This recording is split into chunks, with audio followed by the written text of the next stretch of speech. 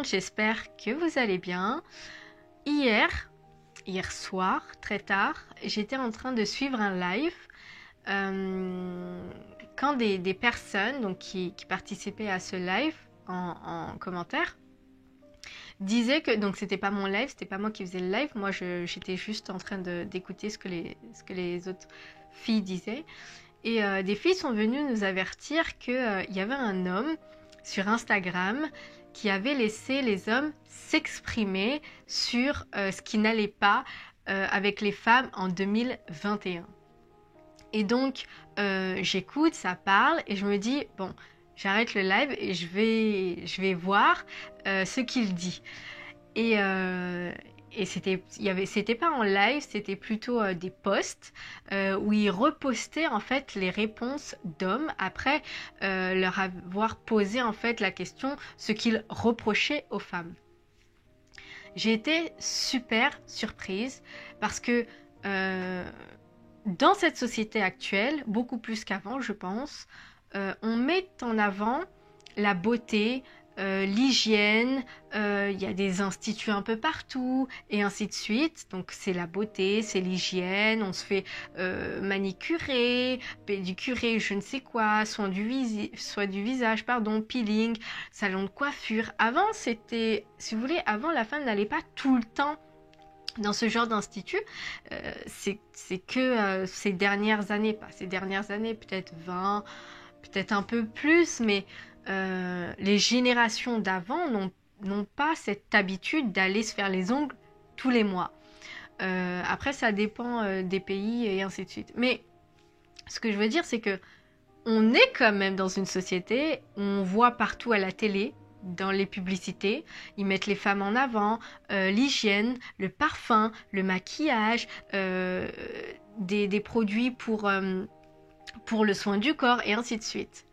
Mais quand on écoute, quand on lit les commentaires, les témoignages de ces hommes, qui ont été d'ailleurs très courageux, mais c'était en anonyme, mais quand même, ça nous a servi à tous, je pense.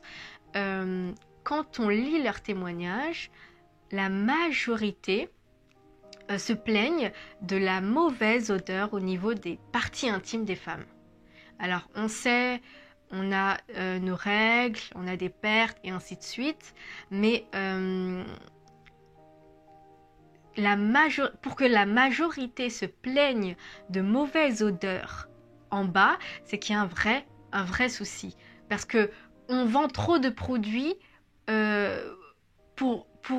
en fait, on ne comprend pas. Il y a beaucoup trop de traitements, de produits, de choses à faire pour nous éviter justement ce désagrément, pour leur éviter ce désagrément, mais même pour nous. Je veux dire, en bas, on n'a pas envie que ça sente. Il y a des odeurs où on ne peut pas y échapper, parce que ça a toujours une petite odeur. Vous savez, les sécrétions et ainsi de suite, les règles. Mais ça dépend, je veux dire... ça peut pas être nauséabonde, ça a des limites. Quand ça a une odeur, ça a une petite odeur. Mais là, ce que les hommes décrivaient, alors je ne sais pas s'ils exagéraient, mais pour eux, c'était la catastrophe. Après, il y avait des hommes qui disaient que bon, les filles, elles vendent du rêve parce que au lit, enfin, ça fait les cochonnes et après, dès qu'on est en face à face, dès qu'elles sont en face à face, elles n'assument pas, elles font pas d'efforts,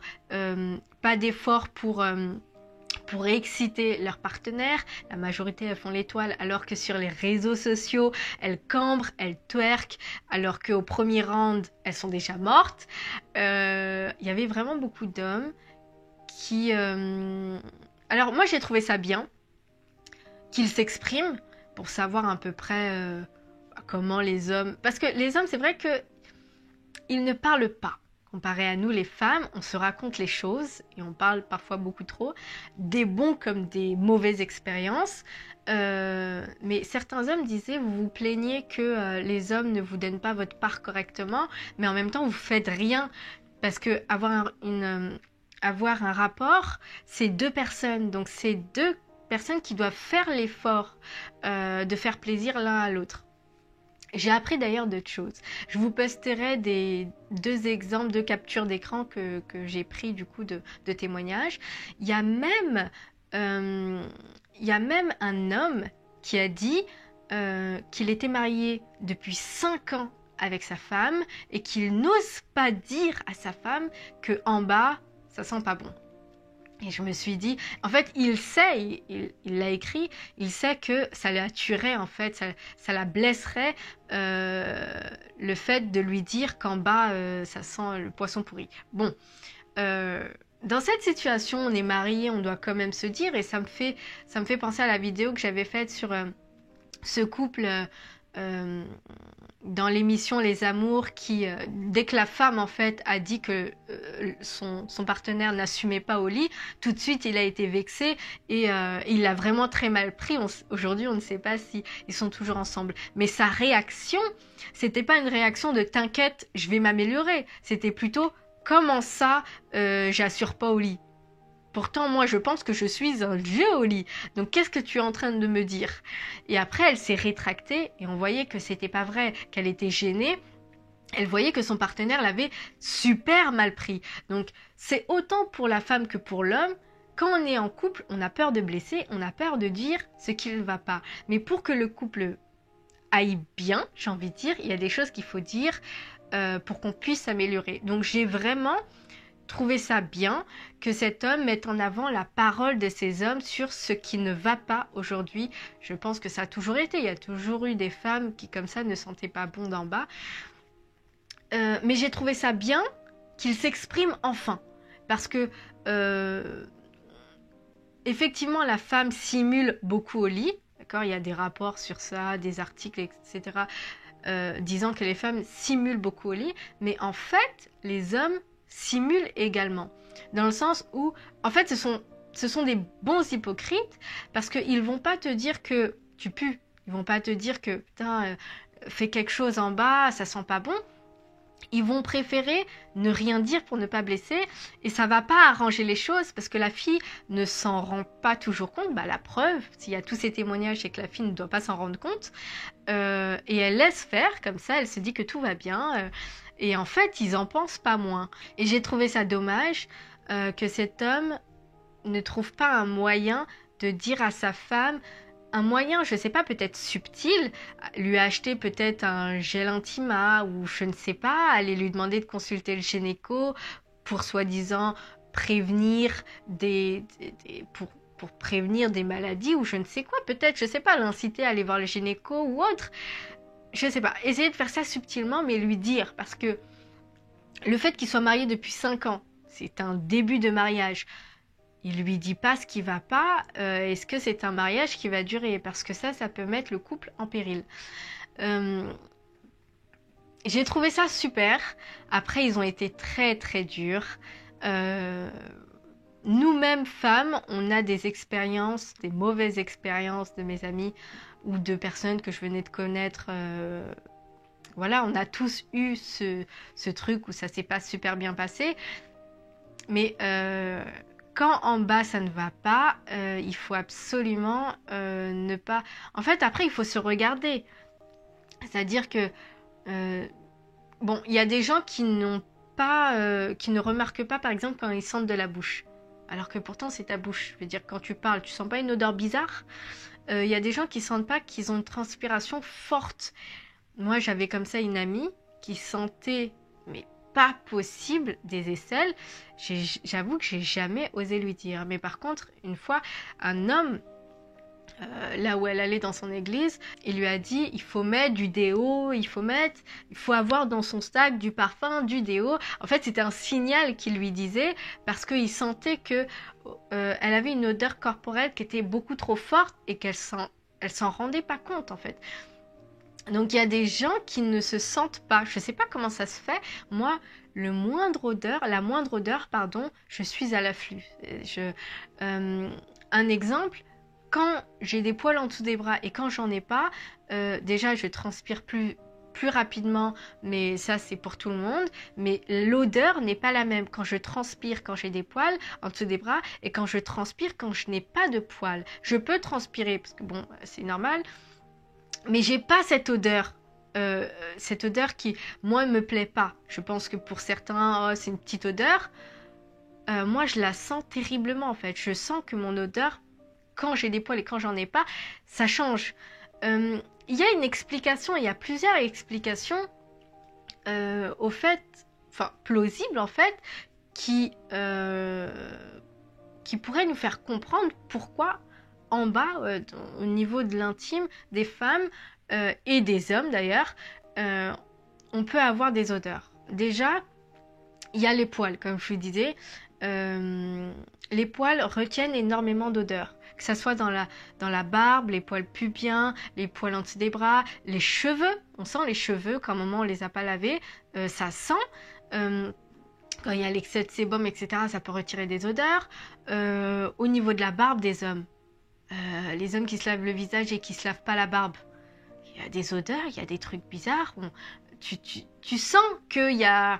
Voilà, et tu as des hommes qui naturellement vont laver, il y a des hommes qui vont laisser comme ça en se disant il n'y a pas besoin de laver. Non, le visage, la barbe est à laver comme le visage, comme les cheveux, comme partout en fait. Donc ça retient les odeurs. Donc il y a déjà les poils qui peuvent retenir les odeurs. Donc parfois le fait de ne pas avoir de poils permet d'avoir beaucoup moins d'odeurs. Ou sinon, vous pouvez garder les poils, mais il faut bien laver en fait. Il y a aussi les sécrétions. Les pertes, chez nous les femmes, on sait que quand elles sont claires, elles sont bien, elles ont une petite odeur, mais pas nauséabonde, elles ont une petite odeur naturelle qui est largement supportable. Et il y a les pertes marron, un petit peu brunes. Ça veut dire que vous avez une infection. Vous ne pouvez pas rester avec des pertes, et de toute façon on le sent à l'odeur, vous ne pouvez pas rester avec des pertes brunes parce que ça montre que vous avez une infection due à un rapport. Donc il faut consulter, mais il faut surtout pas rester avec les pertes marron parce que ça a une odeur et parce que ça montre que de ce côté-là, il y a quelque chose qui ne va pas. Malheureusement, il y a beaucoup de gens qui le négligent, qui se disent c'est des pertes, c'est normal. Non, ça dépend de la couleur des pertes. Il y a aussi, bon, c'est naturel, nous les femmes, quand on a nos règles, ça a une odeur. Ça ne veut pas dire qu'on pue, en fait, mais le sang a une odeur, d'accord? Le sang, quand on s'ouvre, vous pouvez sentir le sang, vous pouvez mettre le doigt et un petit peu sentir, et vous allez voir que le sang a une odeur. Quand vous saignez, par exemple, de la bouche ou d'une dent ou autre, vous sentez que le sang rajoute une odeur, parce que le sang a une odeur. Donc c'est la même chose pour nous les femmes, quand on a nos règles, bah, on a une odeur. Maintenant, cette odeur, elle n'est pas censée être nauséabonde. C'est une odeur, mais pas au point où on a envie de mourir en fait quand on le sent. Je pense que vous l'avez, on a un peu près tous fait l'expérience de cette personne qui sent fort du corps. Pas seulement de la transpiration, mais qui sent fort du corps. Elle a une odeur, où il a une odeur corporelle forte. C'est beaucoup dû à l'alimentation. Ça, les gens ne le savent pas. Quand vous mangez mal, quand vous mangez trop gras, ou quand vous mangez trop de toxines, de choses comme ça, où il y a trop de toxines, où il y a trop de choses que le corps ne veut pas retenir, le corps est très bien conçu parce que quand on a des toxines, quand il a des toxines à éliminer pour notre santé, pour nous protéger, il va nous faire transpirer. Donc on va transpirer de partout. On va lâcher une odeur, on va transpirer de partout, pas seulement des parties comme les aisselles et les parties génitales. On va transpirer du visage, on va transpirer des cheveux, on va transpirer du corps. Et on lâche une odeur. Cette odeur, elle n'est pas censée être forte. Mais quand elle est forte, ça signifie que vous mangez... En fait, ça dépend de votre alimentation. Votre corps essaye d'éliminer des toxines que vous avez ingérées. Donc déjà, c'est pour votre protection. Mais ça montre que peut-être vous vous alimentez mal ou avec des aliments qui ont beaucoup de toxines. Un exemple, je connais cette personne, je connaissais du moins c'était dans le passé, cette personne qui sentait trop le poisson. Genre c'était beaucoup trop... on dirait que cette personne se lavait au poisson. Et non, en fait, c'est parce que son alimentation, elle mangeait, je pense, beaucoup de poisson, mais quand elle en mangeait, c'était terrible. Tout son corps transpirait le poisson. Donc, ça montre que le corps, quand il veut éliminer, il élimine par tous les orifices. Et de toute façon, le plus grand organe qu'on a, c'est notre peau. Donc, quand quand on a une odeur corporelle qui est trop forte, il faut s'interroger sur est-ce qu'on n'a pas une infection? Est-ce qu'on n'a pas des poils, par exemple, on ne se lave pas assez bien? Le produit, par exemple, qu'on utilise nous agresse ou élimine nos bonnes bactéries? Ou est-ce que c'est pas l'alimentation? Est-ce que ça peut être tout plein de choses. Est-ce que c'est pas, voilà, comme je l'ai dit, une infection? Ça peut s'expliquer le fait que tout le monde couche un petit peu avec tout le monde. Et j'ai fait cette vidéo sur le fait que certaines femmes acceptaient que l'homme ne porte pas le préservatif. Or, il ne sait pas s'il est malade ou pas. Et le problème, c'est que ils nous refilent des infections par leur manque de responsabilité, par leur manque de conscience. Ils nous refilent leurs infections et nous, ça peut être fatal, comme je l'avais dit dans la vidéo. Donc, il y a des choses à ne pas accepter, il y a des check-up à faire. Check-up une fois par an du VIH, une fois par an, aller voir le gynéco, une fois par an, aller voir faire un check-up de tout notre état de santé, si on a des carences ou pas. Pourquoi on est fatigué en excès, pourquoi tout plein de choses, essayer de comprendre son corps. Mais on ne peut pas aujourd'hui, avec tout ce qu'il y a dans cette société, tous les instituts, etc., on va se faire les ongles. Comment on peut se faire les ongles et sentir des aisselles? Comment on peut se faire les ongles et ne pas avoir une aussi bonne hygiène en bas? Tu vas te faire tous les mois les ongles, mais une fois par an, un check-up chez le gynéco, ça te tue. Donc non, je pense qu'on peut pas faire ça, on peut pas. Après, il y a des hommes, il faut bien qu'ils ont conscience que quand vous décidez ou quand vous ne voulez pas porter de préservatif et que vous refilez vos saletés aux filles, le corps réagit. Donc à un moment, vous-même portez le préservatif, allez faire des check-up. Je veux dire, c'est pour tout le monde. Moi, j'ai énormément d'histoires par rapport à mes amis. Elle lui fait une fellation, il a 1 mètre de peau parce que le mec, il est pas circoncis. Comment ça, il est pas circoncis? Ouais, je lui ai fait une fellation, etc. Et en fait, tu sais, je vois quoi? Il est pas circoncis, il y a tellement de peau que ça en devient écœurant. J'ai des amis qui m'ont raconté des histoires. Ouais, j'ai fait un cuni avec tel. C'est pas, il avait... en fait, je sais pas si c'était lavé ou autre, et il avait une odeur de fesses qui sortait, c'était dégueulasse, mais dans la position du cuni, c'est compliqué, j'arrivais pas à lui dire, je voulais vomir. Bref, moi j'en connais des histoires de filles qui ont vécu des choses aussi, c'était difficile. Le caleçon, il y a des traces de frein. Quand tu vas rencontrer une fille ou quand vous allez à un date ou autre, il faut se laver les gens. À un moment, désinfectez-vous, faites ce que vous voulez, mais vous pouvez pas aller à un date avec un slip avec des traces de frein. Vous pouvez pas, ne serait-ce que pour l'hygiène, à un moment où prenez votre courage à 2 mains et allez vous faire circoncire. Parce que 1 kilomètre de peau, à un moment, l'hygiène, voilà, compliqué. Donc, il y a des histoires autant chez les hommes que chez les femmes. C'est vrai que nous, les femmes, on a tendance à beaucoup plus s'exprimer entre nous. Parce que moi, des histoires... j'en ai. Parce que les filles, on parle beaucoup entre nous. Et des fois, on se tord de rire, mais c'est pas drôle. Parce que ça ne devrait pas arriver. Et reprenez le courage de vous sentir, ne serait-ce que de la bouche. Moi qui suis assistante dentaire, il y a des gens qui arrivent chez le dentiste avec du tartre, mais plein les dents. Et vous vous demandez, cette personne est en couple, quand ça se guélant, mais vous refilez de ces bactéries, incroyable. Quand vous allez en bas faire un cuni, avec du tartre et la bouche sale là, vos bactéries là, vous pensez que ça va où? Vous le refilez? Comment elle peut ne pas avoir d'infection si votre bouche est remplie de tartre, remplie de bactéries? Mais vous le refilez. Donc, il y a une vraie hygiène, que ce soit au niveau dentaire, des oreilles, que ce soit des cheveux, partout. Une hygiène corporelle globale. Il faut se regarder, très sincèrement, il faut se sentir. Je me suis posé la question, comment on peut ne pas sentir sa propre haleine? Comment on arrive à ne pas sentir sa propre haleine? Parce que tu la sens. Je veux dire, moi, quand je sens de la bouche le matin, je le sens. D'accord? C'est pas tous les matins que je sens de la bouche, mais quand je sens de la bouche, je me dis, ouais... Je ne peux pas faire semblant que je sens la rose. Il y a des gens, ils font comme si tout allait bien et ça met leur partenaire, que ce soit un plan cul ou pas, dans une situation délicate. Et ça fait que vous vous demandez pourquoi on ne vous rappelle pas ou pourquoi cet homme ne vous donne plus de nouvelles. Bah, vous pouvez vous poser la question de ce côté, de l'hygiène.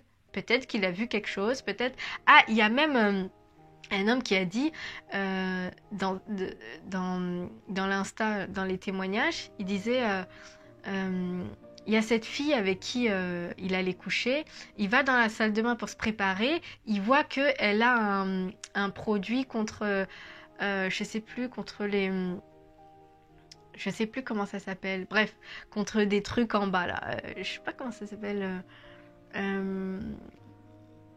Contre les mycoses, voilà. Elle a un produit dans sa salle de bain contre les mycoses, pour traiter les mycoses en fait. Et il se dit, je vois ce produit, je me demande si je vais l'avoir, est-ce que je lui fais, est-ce que je vais en bas, est-ce que j'ai un rapport avec elle, si elle a un produit dans sa salle de bain contre les mycoses, qu'est-ce que je fais? Est-ce que j'ai un rapport sexuel avec elle? Parce que ça veut dire qu'elle a un truc et que j'ai pas forcément envie de le refiler. Donc il s'est posé la question, il est quand même allé, mais ouais, c'est chaud. C'est chaud. C'est vraiment chaud. Mais on n'a pas d'excuses en fait par rapport à ça. Aujourd'hui, il y a trop d'instituts, trop de produits, trop de conseils. Aujourd'hui, on a Internet, on regarde... des tutos, comment se maquiller, on peut regarder comment prendre soin de nous, comment il y a des gens qui utilisent du citron, du vinaigre ou je ne sais quoi pour l'odeur des aisselles, il y a des thés, des plantes et je ne sais quoi pour les odeurs, il y a des vrais remèdes, on n'a pas besoin de faire des kilomètres pour les avoir, il suffit de faire quelques recherches et c'est ça la magie d'Internet. Parce que ça a des mauvais côtés, parce que les gens montrent leur vrai visage et sont très facilement méchants en fait à travers un écran, ça critique très facilement, mais ça a aussi ce bon côté de nous donner des conseils sans forcément bouger de chez nous ou appeler nos tantes et tout qui elles vivaient avant sans internet et ainsi de suite. Donc on peut avoir les réponses à nos questions. Comment ça se fait que en bas j'ai des pertes bruns? Bah, tu cherches sur internet, tu auras des réponses. Est-ce que je dois aller consulter le gynéco, si, etc. Pourquoi j'ai un petit bouton? Pourquoi? Internet, c'est magique pour ça. Donc, il faut vraiment essayer de se poser les vraies questions. Et si vous avez un problème, allez consulter. Mais j'ai trouvé très bien ce qu'il a fait, de nous partager les expériences de ces hommes qui ont enfin pris la parole, parce que les hommes, ça reste muet, ça ne dit rien du tout. Et nous, les femmes, c'est vrai qu'on pense que tout va bien, alors que pas forcément. Quand nous, on communique sur ce qui va pas, eux, ils le gardent pour eux. Donc, j'ai trouvé ça super, en fait. Après, bon... putain, c'est déjà 27 minutes. Bon, pour terminer, j'ai vu que Sarah Frézou et son copain, c'est terminé. Je crois qu'il s'appelle Oussama ou Oussam, je ne sais plus. C'est terminé. J'ai vraiment de la peine pour elle. Très sincèrement, parce que avoir le cœur brisé, ça fait déjà mal. Avoir le cœur brisé aussi souvent, en aussi peu de temps, son cœur, il doit plus être en 1000 morceaux. Ça doit être un puzzle, je sais pas, un puzzle avec 1000 pièces. Parce que elle a eu plein de mariages. Bon, bah voilà, des mariages qui n'ont pas été tout le temps des mariages qui n'ont jamais été d'ailleurs des mariages officiels à la mairie. Quand tu as beaucoup de déceptions comme ça, c'est comme si tu étais une écorchée vif. Tu marches, mais tu as plein de plaies qui saignent partout. Tu vas mal intérieurement, il y a un vrai problème. Ou alors, il y a une dépendance affective. Et s'il y a une dépendance affective, peut-être un manque de confiance en soi, parce qu'on doute sur notre physique, sur le fait qu'on a du mal à retenir un homme. Moi, j'ai ce problème-là. J'ai l'impression de ne pas réussir à retenir un homme. Je me recentre sur moi, j'essaye. C'est là j'ai pris cette résolution, j'essaye de me recentrer sur moi et de me donner beaucoup plus d'importance. Elle, il faut qu'elle coupe Je comprends que tous ces placements de produits et le fait de parler d'elle lui fait rapporter de l'argent, mais si tu as le cœur en miettes, à un moment, il faut s'arrêter. Il faut savoir juste se donner suffisamment d'amour, s'arrêter, se dire stop, j'ai plus envie de souffrir, j'en ai marre qu'on m'utilise, ou j'en ai marre tout simplement de faire des mauvais choix, ou essayer de comprendre pourquoi on va toujours ou on est toujours attiré dans des relations merdiques. Il y a un moment où il faut se poser la question. Donc c'est tout, j'espère qu'elle va vraiment prendre le temps pour elle. Si c'est du buzz, bon bah voilà, c'était pas drôle. Qu'elle ramasse son argent et puis c'est tout. Si vraiment elle a le cœur brisé ou si jamais elle est enceinte ou il y a un problème par rapport à la famille d'eux, qu'elle se ressente sur elle. Elle est pas moche, Sarah Frézou. Très sincèrement, il y a des mauvaises langues qui disent, etc. Elle a fait Paname et je ne sais quoi. Elle a eu une mauvaise attitude. Aucune famille musulmane ne veut d'elle en belle-fille. Je pense pas. Je pense qu'il y a des familles quand même qui vont plus loin que ce qu'ils voient à la télé, des rumeurs qu'ils entendent. Je pense pas que ce soit une mauvaise fille, une mauvaise femme, pardon. Elle fait beaucoup de mauvais choix, mais elle est belle, elle prend soin d'elle. Son physique peut ne pas plaire, mais j'ai envie de dire comme tout le monde. Hein. Moi, pour certaines personnes, je suis trop maigre. Elle peut être trop grosse. D'autres, elle n'est pas assez chargée. Moi aussi, on me dit plein de choses. Je suis pas assez chargée, je suis pas assez grande, je suis pas assez maigre. Bref, on ne peut pas plaire à tout le monde, mais par contre, notre cœur, c'est tout ce qu'on a de plus précieux parce que c'est ce qui nous fait tenir debout. C'est même, et j'ai envie de dire, ce qui fait, parce qu'il y a une connexion en fait avec le cerveau, c'est ce qui fait qu'on arrive encore à avoir de l'espoir, à ne pas voir la vie tout en noir, à ne pas se donner envie d'en finir avec sa vie. Donc quand on a un cœur en pleine santé, il faut en prendre soin, en fait c'est important parce que comme ça a une connexion, si le cœur est en miettes, le cerveau ne suit plus, on fait beaucoup de mauvais choix et c'est comme ça que les gens finissent par se suicider parce que ils ne comprennent pas pourquoi ils ont cette douleur aussi intense, d'accord? Quand on a mal au cœur, c'est tout notre corps qui va mal. Vous savez qu'on met même en péril nos organes parce qu'on envoie un message triste, désespéré à nos autres organes qui fait que eux aussi ils peuvent être mal. Moi j'avais lu un article qui disait que, et je vais terminer avec ça parce qu'elle est trop longue, lorsqu'on va pas bien, lorsqu'on est triste, notre système immunitaire est faible et beaucoup moins performant que quand on va bien et quand on est heureux. Donc y a pas à choisir.